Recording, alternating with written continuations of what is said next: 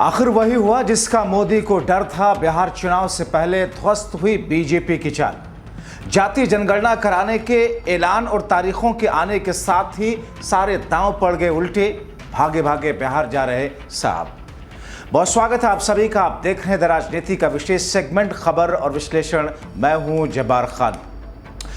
दोस्तों, आखिर ऑपरेशन सिंदूर से ठीक पहले जिस अंदाज में मोदी सरकार ने जातीय जनगणना का ऐलान किया और अब जो तारीखें आ रही हैं, क्या इससे भारतीय जनता पार्टी को बिहार में सारी रणनीति उल्टी होती हुई दिख रही है?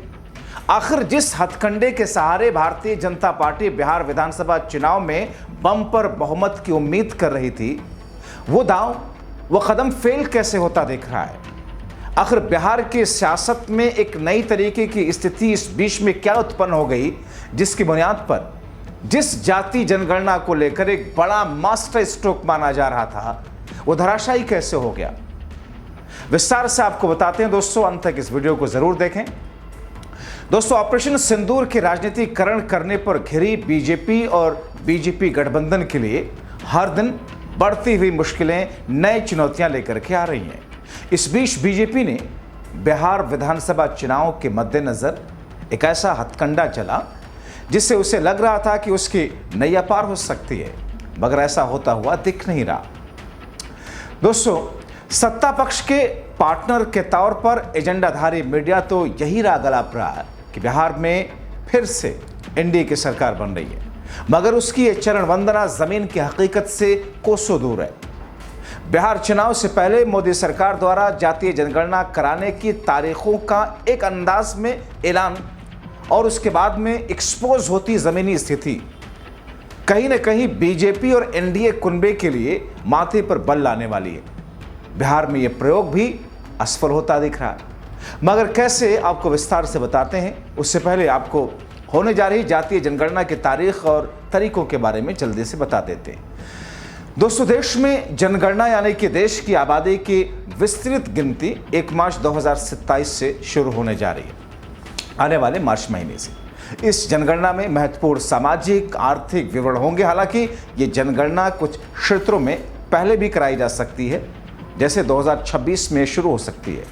खास तौर पर वो इलाके जो आमतौर पर बर्फ से ढके राज्य हैं, केंद्र शासित प्रदेश हैं, जैसे कि लद्दाख, जम्मू कश्मीर, हिमाचल प्रदेश, उत्तराखंड में, यहाँ पहले भी शुरू हो सकती है। ये जनगणना जो कि 2 चरणों में कराई जाएगी, इसमें देश भर में पुरुषों महिलाओं से पूछे जाने वाले सवालों की लंबी सूची में एक महत्वपूर्ण नया सवाल जोड़ा जाएगा, जाति और उपजातियों से संबंधित। यानी कि इस बार की जाति जनगणना को लेकर के इस बार की जनगणना में जाति जनगणना भी शामिल की जा रही है, इसलिए आपको भी सचेत होने की जरूरत है। जाति और उपजाति की से संबंधित सरकार ने 30 अप्रैल को ये पुष्टि की थी कि अगली जनगणना में जाति आधारित प्रश्न यानी कि विभिन्न जातियों और उपजातियों की गिनती और प्रत्येक में लोगों की संख्या शामिल की जाएगी। आपको बताएं कि भारत में आमतौर पर हर 10 साल में जनगणना कराई जाती है। पिछली राष्ट्रीय जनगणना 2011 में हुई। 2021 की जनगणना महामारी के कारण स्थगित करनी पड़ी। ऐसे में 2027 की जनगणना 16 वर्षों में पहली जनगणना होगी। विपक्ष लगातार जनगणना की मांग करता आ रहा। जनगणना में जातिगत जनगणना को शामिल करने का निर्णय विपक्ष की एक लंबे समय से चले आ रही मांग के बाद लिया गया। ये घोषणा बिहार में होने वाले एक महत्वपूर्ण विधानसभा चुनाव से कुछ महीने पहले की गई, जहां 63% से अधिक आबादी अत्यंत पिछड़े या फिर पिछड़े वर्गों से आते हैं। दोस्तों, बिहार विधानसभा चुनाव जो कि अक्टूबर-नवंबर 2025 में यानी कि चंद महीने बाद होने की संभावना है।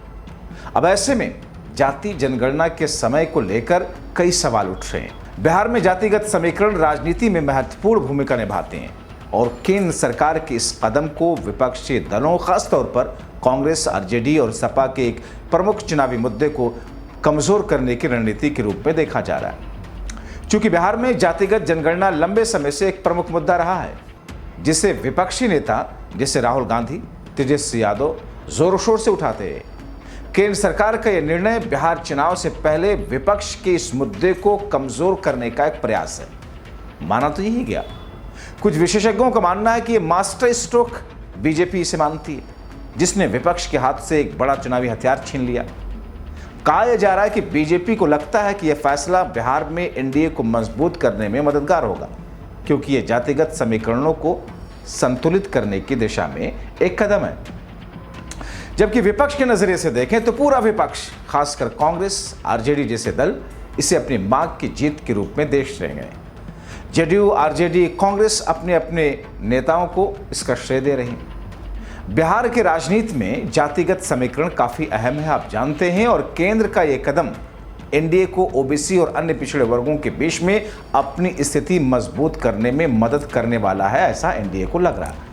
हालांकि जनगणना 2027 में शुरू होगी, जो बिहार चुनाव 2025 के बाद होगी, लेकिन इसकी घोषणा का समय एक राजनीतिक हथियार बनता जा रहा है। यानी कि जनगणना भले ही बिहार विधानसभा चुनाव के 2 साल के बाद हो, लेकिन उसकी घोषणा, पहला ऐलान तो उसके कराने पर ऐलान, दूसरा ये कि इसके तारीख की घोषणा, ये बिहार विधानसभा चुनाव में एक अलग तरीके की फायदा लेने की कवायद है। जातिगत जनगणना की घोषणा का बिहार विधानसभा चुनाव से स्पष्ट तौर पर संबंध रहेगा। अब या तो इसका फायदा मिले बीजेपी को, या तो फिर नुकसान के चांसेस उसे कम लगते हैं, क्योंकि विपक्ष के एक बड़े मुद्दे को कमजोर करने और एनडीए को जातिगत समीकरणों के आधार पर लाभ दिलाने की रणनीति का हिस्सा माना जा रहा है। हालांकि इसका वास्तविक प्रभाव इस बात पर निर्भर करेगा कि बिहार की जनता और राजनीतिक दल इसे कैसे देखते हैं। यह कदम केंद्र सरकार की ओर से एक सोची समझी रणनीति का हिस्सा है, जो बिहार जैसे जाति संवेदनशील राज्य में सियासी समीकरण बदल सकता है। अब ऐसे में जबकि जनगणना का ऐलान हो चुका है, तो बिहार चुनाव के नजरिए से राजनीतिक जानकारों की राय सामने आ रही है, जो एनडीए के अनुकूल दिख नहीं रही। मौजूदा समय में चुनाव से पहले बिहार की हालत बढ़ते हुए आपराधिक मामलों ने तो मोदी नीतीश दोनों को कटघरे में खड़ा कर दिया है।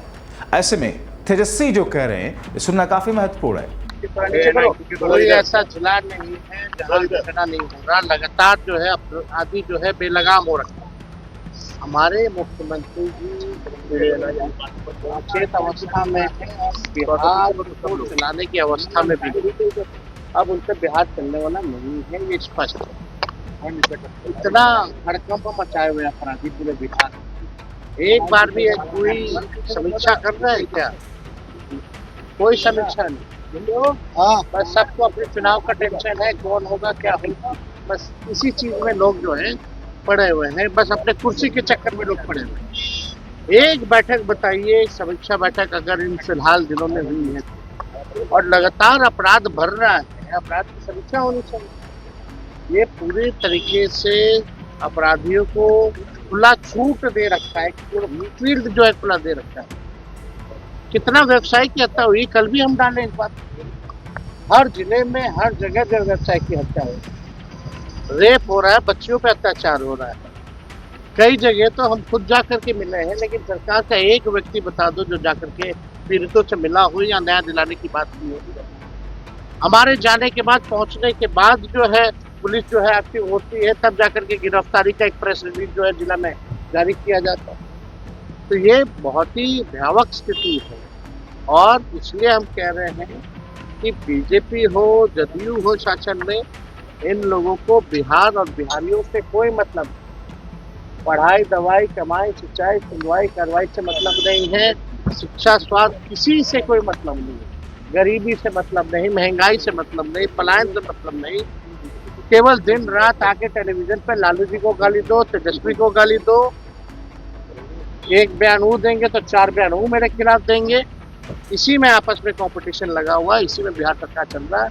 और मुख्यमंत्री को तो ये घटना के बारे में भी जानकारी नहीं होगी, कितना अधिकारी देता होगा उतना ही जानते होंगे, और इस बारे में तो सब हरा कटिंग देते होंगे, तो और कोई सवाल होगा।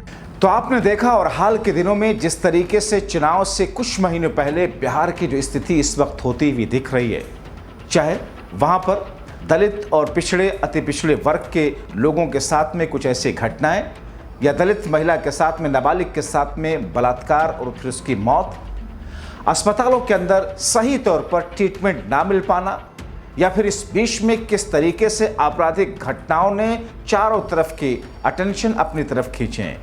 ऐसे में चर्चा, बिहार में मुद्दा और बिहार की राजनीतिक उफान की स्थिति में इन तमाम चीज़ों को देखने पर कहीं न कहीं जो कैलकुलेशन राजनीतिक जानकार निकाल रहे हैं उसके बुनियाद पर समीकरण एनडीए के लिए काफ़ी कुछ अनुकूल नहीं दिख रहा। मगर इस बीच में इसे बीजेपी रीसेटलमेंट करने के कवायद में है, यानी कि किस स्तर पर इसे भुनाया जाए ताकि बैकफायर ना करे। आपने देखा कि ऑपरेशन सिंदूर को बीजेपी ने हड़बड़ाहट में भुनाना शुरू किया, यहां तक कि इस घर घर सिंदूर भेजने का प्लान तैयार कर दिया। लेकिन जिस अंदाज में छीछालेदर हुई उससे बीजेपी को बैकफुट पर आना पड़ा। और भले ही आप देख रहे हो कि मीडिया में एक अलग तरह का नैरेटिव भले ही चल रहा हो, मगर असलियत यह है कि बीजेपी को बैकफुट पर आना पड़ा और बीजेपी को सिंदूर घर घर भेजने वाला प्लान रद्द करना पड़ा।